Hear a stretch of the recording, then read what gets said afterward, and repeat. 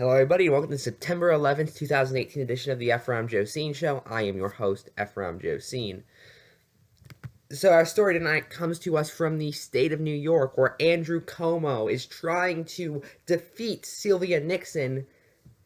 Despite the fact he's an incumbent and typically should win this, he's still having trouble because, god dang it, Andrew Cuomo barely counts as real.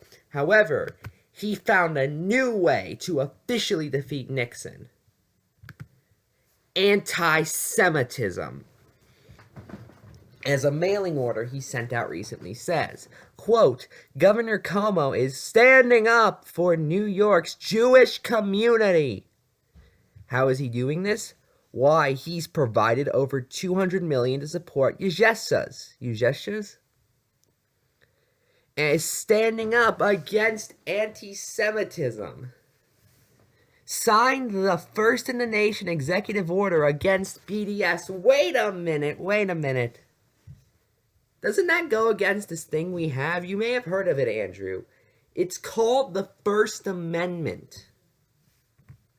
Andrew Cuomo made it as governor that you could not do any business with the government if you also supported BDS, aka Boycott, Divestment, Sanctions, which is an anti-Israel movement. Well, that seems like a clear violation of the First Amendment, but Andrew Cuomo doesn't care, because how else is he going to get them votes? It should be noted that while he is proving he's not anti-Semitic by supporting a country that's doing more or less permanent occupation, genocide, not complete genocide, but pretty close, and much more, Sylvia Nixon married and had children with a Jewish man. But don't worry, I believe you, Andrew. But apparently this is yet another example of the Democratic Party's socialism. As WND, aka WorldNet Daily columnist Lowell Pointy, no idea what kind of name that is, points out in his new column, the Democratic Party must change its name. Here's what he says. The now socialist Democratic Party, no one in the Democratic Party is socialist. I mean, not even Bernie is socialist, even though he's an independent, not a Democrat, has fundamentally transformed itself, but it now opposes democracy. It should be required to change its name. That wasn't a sentence, that was two sentences. And for that matter, that should have been an as such. It's one of the most stilted pieces of writing I've ever seen. But okay, what's his proof that we have abandoned democracy? I mean, we were the ones who were kind of saying the person who gets the most votes should win an election not too long ago. Oh, or you shouldn't be allowed to draw congressional districts in the shape of earmuffs. The Democratic Party has abandoned free markets. No, we haven't. We just support limiting the amount of free markets. And even then, there are tons of... No one has an issue with you buying privatized insurance. We have an issue when you can only buy privatized insurance. You know, T.J. Kirk made the analogy recently that capitalism is a hammer and socialism, if you want to call it that, is a screwdriver. Some things are screws, some things are nails. Maybe you think we should have more nails than screws. I agree with you.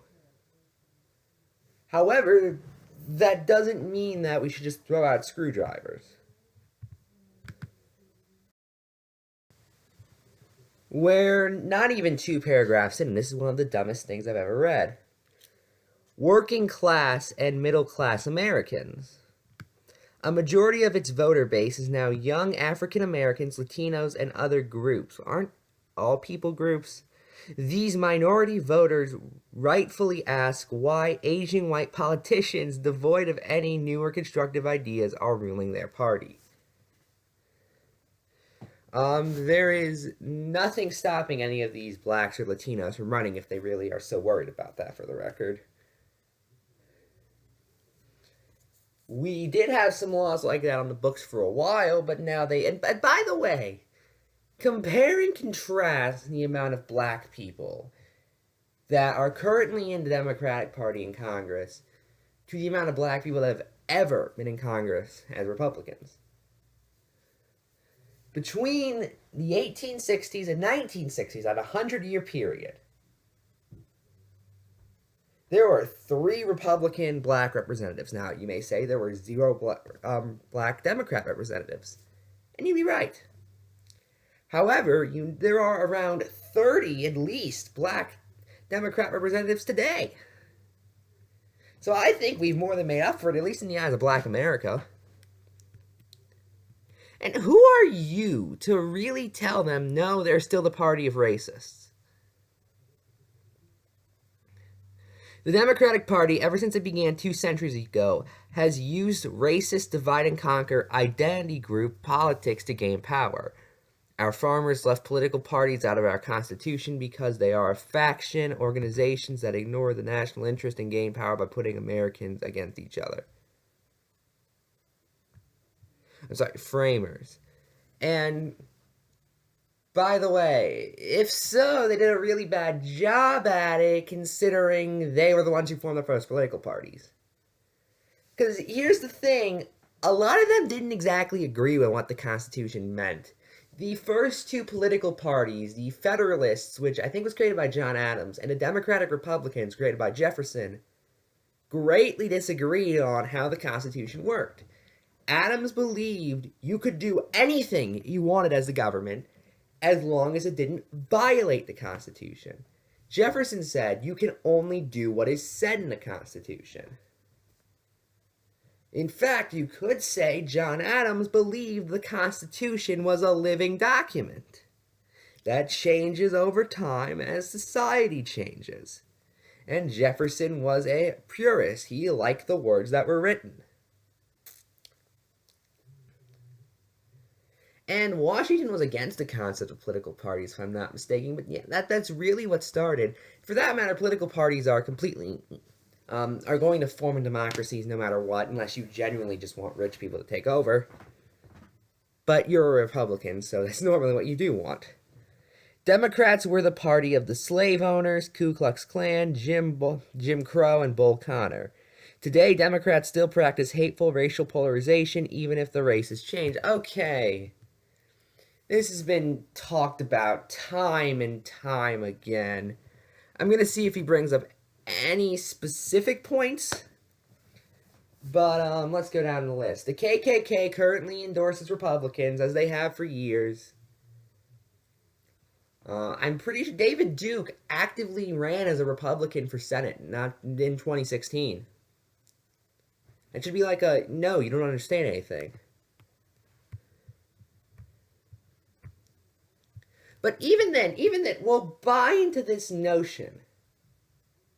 I recommend Googling Theodore Roosevelt or William Taft eugenics. Do all Republicans still support eugenics? Democrats won the greatest con game in political history. They tricked African Americans into voting overwhelmingly for the slave owners. This is what I was just talking about. You know, aren't you kind of stuck up to say that?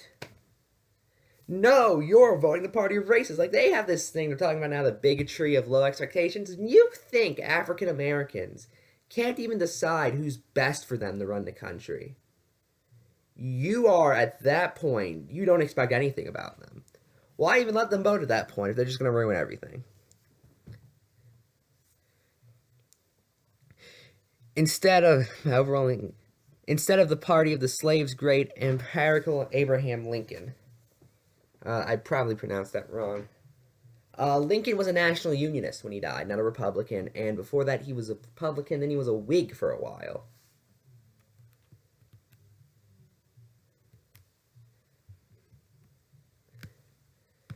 Just before that. So Lincoln didn't just one day wake up and say, none of these parties are good, let's form Republicans.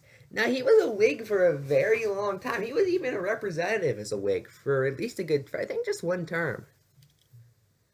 Democrats have always used poisonous racial politics to split America into tribes that fear, distrust, and resent one another. I know it's kind of weird I'm talking about this just after I talk about Andrew Cuomo doing basically the same thing.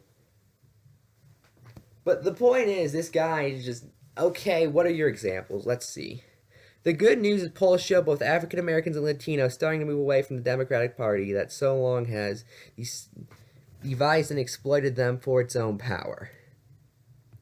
God, he's on to us. But I've talked about in the past why the walkaway movement is complete nonsense, so I'm just going to ignore all that. The bad news for Democrats, this is where I cut it, is that, for example, without winning 90% of the African American voters, it will lose in panic. The Democratic Party is turning to tactics that are clearly anti-democratic. Okay, so this is the meat of the column. If the Democratic Party were a money-making business, as in reality it is, yeah, the point of political parties is funding. Who would have thought? The Federal Trade Commission or other agencies would invoke the truth in labeling or advertising laws to prevent such dishonesty. Okay, let's get to the point. But as you might have guessed, politicians long ago exempted themselves from having to make only truthful statements in their campaign ads. They gave themselves a little-known license to lie. Okay, can you get to the point? In today's progressive socialist Democratic Party, in any honest sense democratic? I'm just asking questions. It promotes a resistance movement in America's deep state. He actually put deep state in quotations.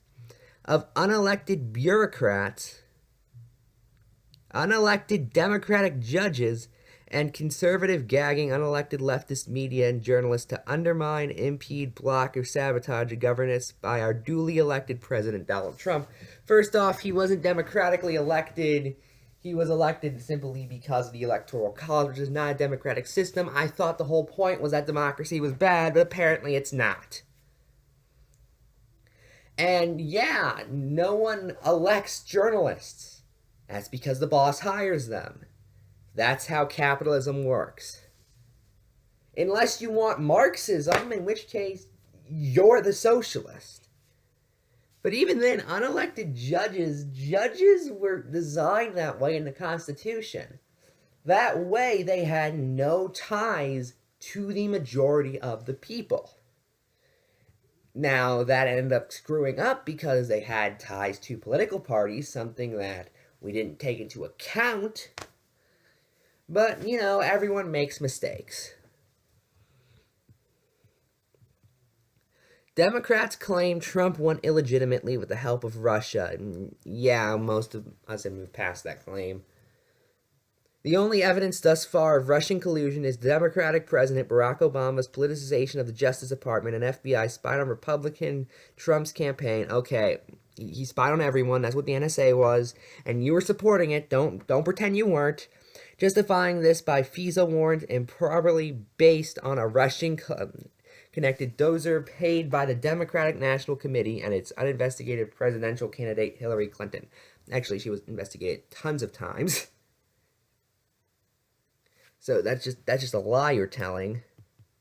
Democrats nevertheless demand President Trump, who defeated Clinton decisively, be removed immediately, not by the voters, but by the manipulated political process. They are literally attempting a coup d'etat against America's elected government, as if we are now a banana republic. Oh God, wait until this guy looks up J. Edgar Hoover. Then he's gonna have some fun. J. Edgar Hoover was one of them, by the way. Oh, I'm sorry, did I use the term them? Oh my God, I'm dividing the country by pointing out when groups are similar. Oh my God!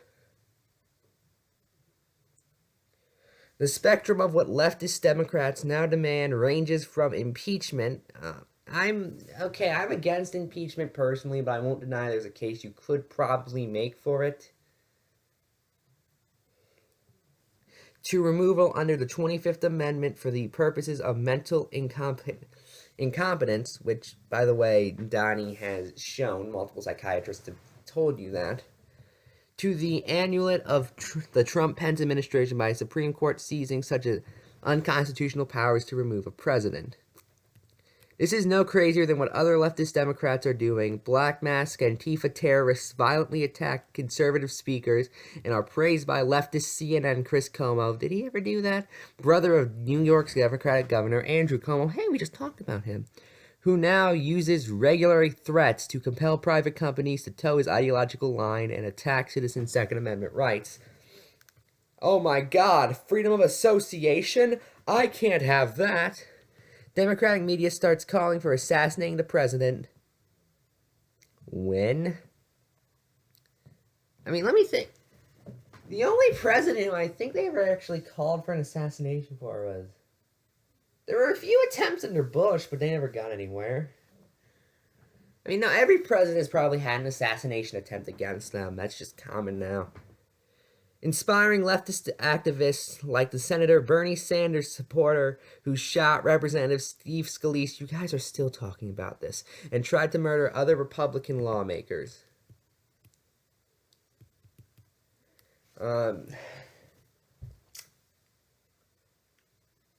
Sometimes people are crazy. Democrats are now routinely disobey federal immigration and drug laws. I actually do agree with this one. They establish sanctuary cities and promise free government benefits paid by taxes to foreigners who flood into America by the tens of millions. Then in brackets, the European Union is under similar attack by anti-democracy globalist elites who are erasing Europeans' nation and democracy with millions of welfare-taking illegal immigrant voters. Illegal immigrants can't vote, but okay. In 2018, Democratic-dominated California launched a law that automatically registers illegal aliens to vote. And, you know, California, that place that had no left-wing support until that law was signed in, and which shields them from state criminal prosecution for voting illegally. I actually do agree that's bad.